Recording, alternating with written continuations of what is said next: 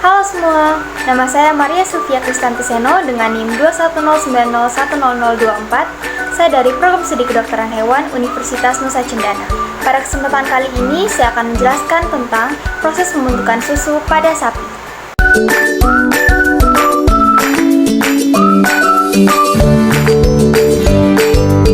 Susu merupakan suatu sekret dari kelenjar susu sapi ataupun dari ternak lainnya yang sedang dalam masa laktasi. Susu diperoleh dari pemerahan secara sempurna, tanpa pengurangan atau penambahan suatu komponen di dalamnya.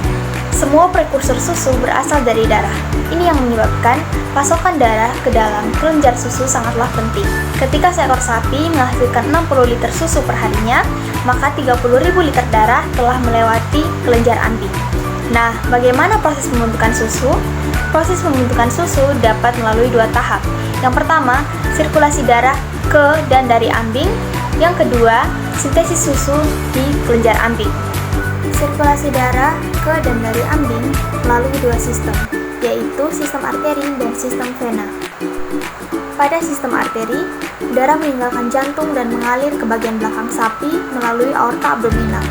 Dua arteri utama membawa darah ke ambing, masing-masing untuk setengah ambing. Arteri ini, arteri pudenda, memasuki ambing melalui kanalis inguinalis. Arteri pudenda adalah cabang dari arteri iliaka eksternal, yang merupakan cabang dari aorta abdominalis. Arteri iliaka eksternal menjadi arteri femoralis, yaitu berfungsi untuk mensuplai otot kaki. Arteri pudenda eksternal menjadi arteri mamaria, seperti yang disebutkan di atas, yang melewati kanalis inguinalis. Arteri mamaria terbagi menjadi cabang kaudal dan kranial, yang bercabang berkali-kali dan berakhir di kapiler kecil yang mengelilingi setiap alveolus. Arteri pudenda membentuk kurva berbentuk S atau flexura sigmoid saat keluar dari kanalis inguinalis. Hal ini yang memungkinkan ambing mengembang ke bawah saat terisi susu tanpa membebani pembuluh darah. Arteri perineal memasok darah ke sebagian kecil bagian punggung belakang ambing. Yang kedua, sistem vena. Pada sistem vena meninggalkan kelenjar susu berlawanan arah dengan arteri. Ada 3 vena di setiap sisi yang membawa darah dari kelenjar. Yang pertama, vena pudenda eksternal, meninggalkan ambing sejajar dengan arteri pudenda eksternal. Yang kedua, vena subkutan abdomen atau vena susu, keluar dari kelenjar di ujung anterior bagian depan dan melewati dinding abdomen. Ini adalah vena besar yang terlihat di bawah kulit pada perut sapi.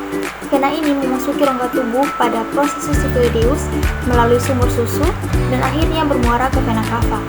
Dan yang ketiga, vena perineum, meninggalkan bagian belakang kelenjar sejajar dengan arteri perineum dan membawa kurang dari 10% darah yang meninggalkan ambing. Yang berikutnya, sintesis susu di ambing. Sebagian besar komponen utama zat-zat makanan yang terdapat di dalam air susu disintesis di dalam kelenjar ambing, seperti lemak susu, sebagian besar protein, dan laktosa susu. Sementara vitamin dan mineral, serta imunoglobulin langsung difiltrasi dari darah. Yang pertama, sintesis protein susu. Sumber utama pembentukan protein susu berasal dari nutrisi darah, yaitu peptida-peptida, plasma protein, dan asam-asam amino bebas. Sintesis protein susu ini terjadi di ribosom. Yang kedua, sintesis lemak susu. Ternak ruminansia lebih mudah mencerna karbohidrat di dalam rumen dengan menghasilkan volatile fatty acid dari fermentasi rumen, yang nantinya akan digunakan sebagai sumber lemak susu dalam bentuk asetat dan beta hidroksibutirat yang tersedia di dalam darah. Selain itu, sumber lemak susu berasal dari lemak yang terkandung dalam bahan makanan yang nantinya di dalam darah berbentuk trigliserida dan asam lemak yang bisa digunakan sebagai bahan dasar pembentuk lemak air susu. Yang ketiga, sintesis laktosa susu. Sebagian besar glukosa dan galaktosa dalam sintesis laktosa susu berasal dari substansi-substansi yang mudah diubah menjadi glukosa.